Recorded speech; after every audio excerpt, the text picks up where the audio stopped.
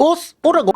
嘘です。なおです。今回は DLC 第3弾にて新しく追加された玉城について特殊効果と妖怪技それぞれ紹介していきたいと思います。それでは早速いってみましょう。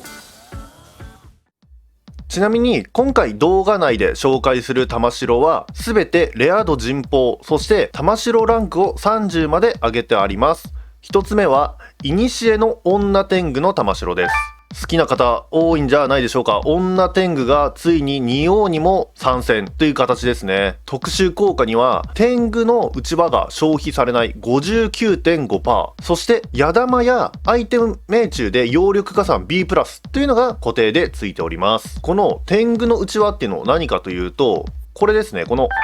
消費アイテムですね。こちらが、約 60% の確率で消費されずに済むと。ちなみに敵に使うとこんな感じです。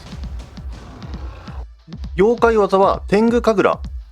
女天狗の幻影を3体出現させて敵に向かって連撃を加えていくというものになります。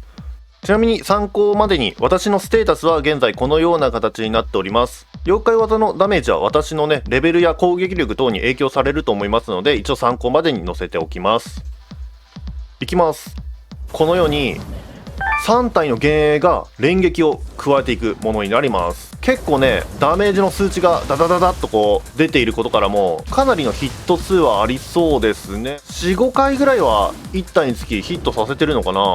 このように敵が複数の場合はそれぞれの敵に向かって幻影たちが分かれて攻撃していってくれます。ただし敵の数が増えればそれだけ攻撃が分散してしまいますので、たくさんヒット数やダメージを稼ぎたいという場合は敵を1体に絞ってこのようにね使った方が効果的かなと思います。また私が実際に使ってみた感想としては、妖怪相手よりもこのですねガードの硬い人間たち、このガードを崩す使い方の方が一番有効かなと感じております。ガードを固めてこっちに攻撃させないっていう敵多いので、そういった人型のボス相手にはぜひこちらの天狗神楽お見舞いしてあげてください。続いて紹介する2つ目の玉城はこちら縦烏帽子の玉城になります。特殊効果には固定でアムリタ吸収で攻撃増強、そして獲得アムリタ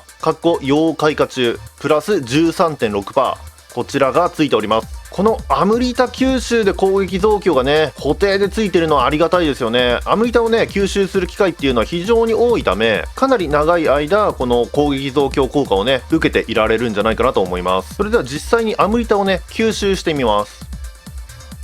はい、つきましたね。これが先ほど縦烏帽子の固定オプションについていたアムリタ吸収で攻撃増強ですね。ちなみにこちらはこのヤマンババフと併用することはできません。上書きされてしまうのでご注意ください。また斧の武器であるこちら劣化、こういったものとも併用はできず、このように上書きする形になりますので、そこだけ注意してください。妖怪技は狂連乱舞というですね、なぎなた鎌ですかね。なぎなた鎌を大きく振り回す妖怪技になっております。早速ね使っていきたいと思います。このようにですね超巨大ななぎなた鎌をブンブン振り回して最後にズドンと上から叩きつける攻撃になっております。早速敵に当てていきましょう。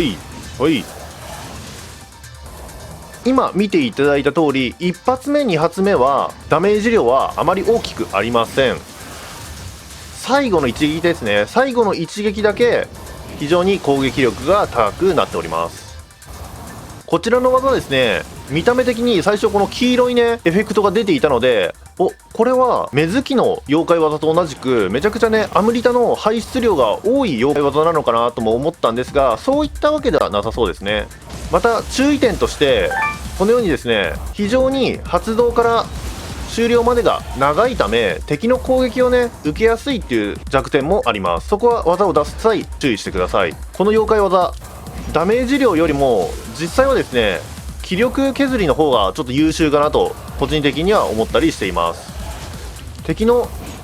気力を削ってあげる際にはぜひ候補に入れてあげればいいんじゃないかなと思います。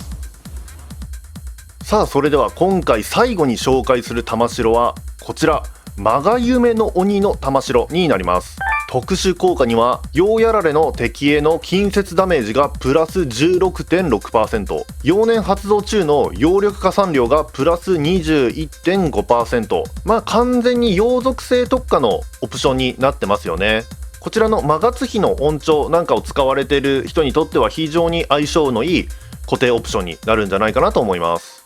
妖怪技は三妙の愚風、コスト10と非常に多くの揚力を消費するんですけれども、それに見合っただけの効果があります。それでは早速使っていきたいと思います。いきます。はい、このように自身を中心に3属性の高速で回転する竜巻を3本も同時に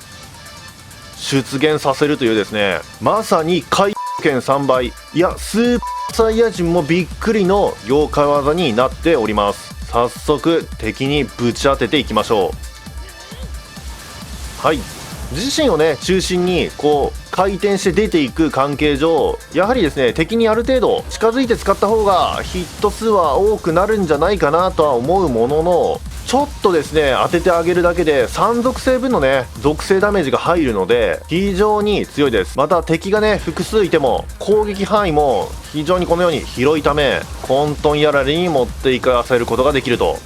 ただ先ほども言ったんですけども、消費揚力量が非常に多いためそこだけね注意が必要です。一発で10も使います。今まで属性ダメージを複数一度に与える技の代表であった大竹丸の妖怪技、こちらもね消費揚力は10になっております。ダメージ量に関してはですね、そうですね、やはり大竹丸の方が一発一発は上かなと。ただ範囲とですねこのマガユメの鬼の方が広かったり、ヒット数はそうですね当て方にもよりますけどマガユメの鬼の方が多くなる場合もありますので、一概にねこの大竹丸のこの技とマガユメの鬼の妖怪技どっちの方が確実に優れてるっていうのはねちょっとね現時点だと選びづらいかなと思います。ですので特殊効果ですよね、固定の特殊効果のところで選んでもいいのかなと思います。消費揚力や漂着コストはどちらも10と一緒なので、そこら辺で使い分けしてみてもいいかもしれません。ということで今回は新しく追加された玉城の中でもボスの玉城に限定して3つ紹介させていただきました。ヒット数が多く人型の敵のガードを割るのに適したこの女天狗の妖怪技、広範囲を一気になぎ払い気力削りも優秀なこちら盾星の妖怪技、そして大竹丸の妖怪技と同じく敵を混沌やられにしつつ、こちらはさらに広範囲をね一気になぎ払えるマガユメの鬼の妖怪技。今回 DLC 第3弾で追加された妖怪技、非常に強力で使いやすいもの多くなっております。ぜひ皆さんも入手した際には試してみていただければなと思います。それでは今回の動画は以上にしたいと思います。最後までご視聴いただきましてありがとうございました。もし気に入っていただけましたらチャンネル登録、そして高評価もぜひよろしくお願いいたします。それではまた別の動画でお会いいたしましょう。